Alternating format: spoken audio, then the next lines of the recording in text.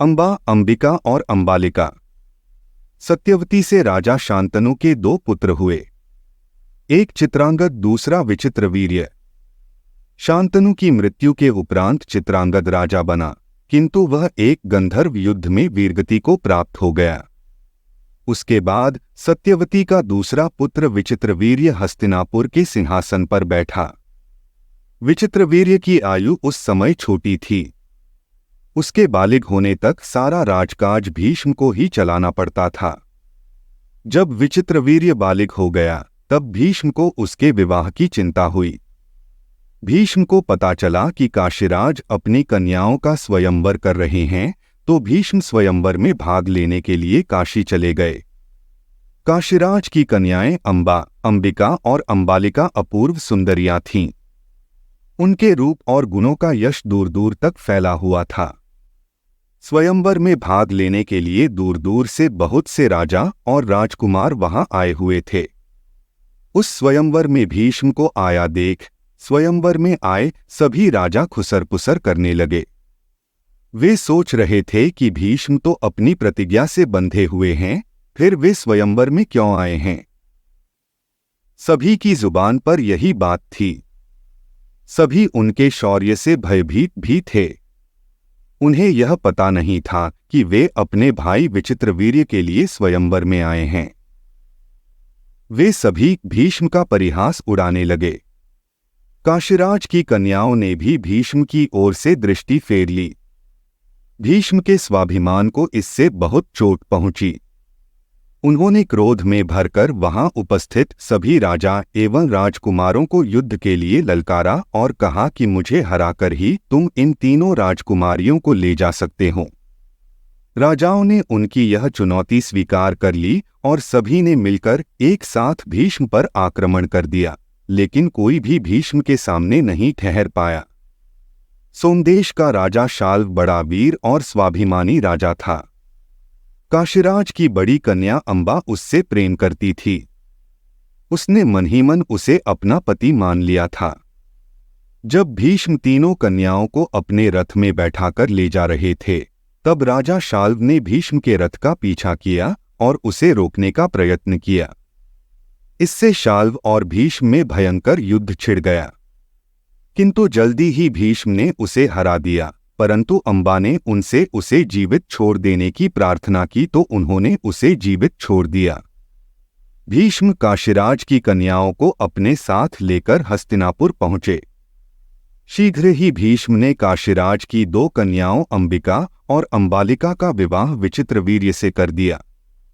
काशीराज की बड़ी कन्या अंबा ने भीष्म से पहले ही बता दिया था कि वह शाल्व से प्रेम करती है और उसे अपना पति मान चुकी है।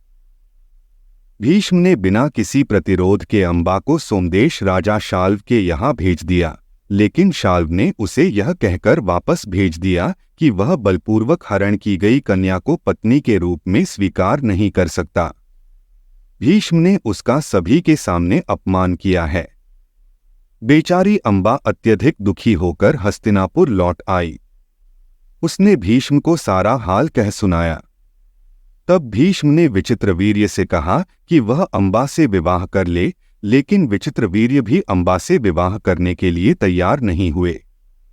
उन्होंने कहा, भ्राताश्री, जिस कन्या का मन किसी अन्य व्यक्ति के लिए अर्पित किया जा चुका हो, उसे मैं अपनी पत्नी कैसे बना सकता हूं? अब तो बेचारी अंबा न तो उधर की रही और न इधर की। कोई मार्ग न देखकर अंबा ने भीष्म से कहा, हे गांगे, अब मेरा क्या होगा? आप मुझे हरकर लाए थे, अब आप ही मुझसे विवाह करें। भीष्म ने उसकी बात सुनी तो वे अजीब से धर्म संकट में फंस गए। उन्होंने अपनी प्रतिज्ञा का हवाला उसे दिया। अंबे, मैं अपनी प्रतिज्ञा नहीं तोड़ सकता। मैं विचित्रवीर्य को ही फिर से समझाने का प्रयत्न करूंगा।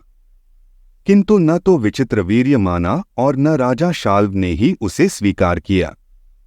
भीष्म भी अपनी प्रतिज्ञा से टस से मस नहीं हुए। अंबा को अपना जीवन व्यर्थ लगने लगा। रो रो कर उसकी आंखें सूज गईं। आंसू सूख गए, परंतु उस पर किसी को भी दया नहीं आई। उसे सारा दोष भीष्म का ही लगा। वह भीष्म से बदला लेने के लिए अग्नि में झुलसने लगी। उसने भीष्म को पराजित करने के लिए अनेक राजाओं से सहायता मांगी, परंतु कोई भी भीष्म से टकराने के लिए आगे नहीं आया।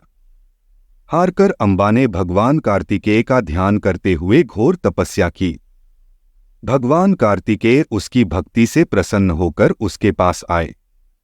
उन्होंने सदा ताजा रहने वाले कमल के फूलों की एक माला अंबा को दी और कहा, अंबा, यह माला तू जिसके गले में डाल देगी वही भीष्म के विनाश का कारण बनेगा। माला पाकर अंबा बड़ी प्रसन्न हुई। वह उस माला को लेकर अनेक राजाओं के पास गई, किंतु कोई भी भीष्म जैसे वीर का सामना करने का साहस नहीं जुटा पाया। सबसे अंत में पांचाल देश के राजा द्रुपद के पास वह पहुंची। उसने राजा द्रुपद से प्रार्थना की, हे राजन, आप बड़े वीर और प्रतापी हैं। मेरे अपमान का बदला लेने के लिए आपको भीष्म से युद्ध करना चाहिए। राजा द्रुपद ने भी अंबा की बात नहीं मानी तो वह निराश होकर माला को द्रुपद के महल के द्वार पर टांगकर चली आई। सारे क्षत्रियों से निराश होकर वह भगवान परशुराम के पास पहुंची और अपनी सारी व्यथा उन्हें सुनाई। अंबा की करुण कथा सुनकर परशुराम का हृदय द्रवित हो उठा। वे अंबा की सहायता के लिए भीष्म से युद्ध करने के लिए चल पड़े। उन्होंने भीष्म को युद्ध के लिए ललकारा। भीष्म परशुराम की ललकार सुनकर युद्धभूमि में आमने सामने आ खड़े हुए। दोनों ही कुशल योद्धा थे, दोनों ही ब्रह्मचारी थे। उन दोनों के बीच में कई दिनों तक युद्ध चलता रहा। हार और जीत का निर्णय होना कठिन था। अंत में परशुराम ने स्वयं ही अपनी हार मान ली और अंबा से कहा, बेटी, जो कुछ भी मेरे वश में था मैंने किया। अब तुम्हारे लिए यही उचित है कि तुम भीष्म की ही शरण में चली जाओ। परंतु अंबा दुखी होकर भीष्म के पास जाने की बजाय हिमालय की ओर चली गई। वहां उसने भगवान शिव की घोर तपस्या की। कैलाशपति भगवान शिव ने प्रसन्न होकर अंबा को दर्शन दिए और कहा, पुत्री, तुम्हारी तपस्या पूर्ण हुई। अगले जन्म में भीष्म की मृत्यु तुम्हारे ही कारण होगी। भगवान शिव के अंतर्धान होने के बाद अंबा ने तत्काल चिता तैयार की और अग्नि की गोद में अपने आप को समर्पित कर दिया। महादेव के वरदान से अंबा दूसरे जन्म में राजा द्रुपद के यहाँ कन्या के रूप में प्रकट हुई। पिछले जन्म की हर बात उसे स्मरण थी। जब वह बड़ी हुई तो उसने खेल खेल में राजद्वार पर टंगी कार्तिकेय के द्वारा प्रदान की गई माला उतारकर अपने गले में पहन ली। राजा द्रुपद भयभीत हो उठे। वे भीष्म से शत्रुता मोल लेना नहीं चाहते थे, इसलिए उन्होंने अपने हृदय पर पत्थर रखकर दुखी मन से अपनी पुत्री को घर से निकाल दिया।